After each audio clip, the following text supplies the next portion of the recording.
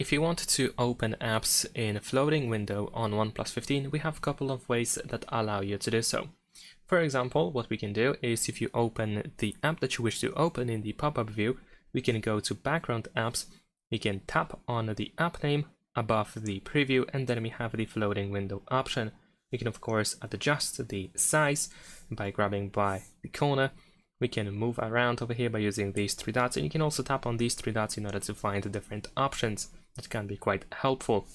Besides that, if you use gestures for navigation, then you can swipe from the bottom of the phone towards the upper right corner, and if you release the app over here, then you can open it in the floating window as well. And last but not least, if you use the smart sidebar, then you can actually just tap on the app that you have available over here, and as you can see, the app is actually opened in the floating window. And that is pretty much it. Thanks for watching, leave a like and subscribe.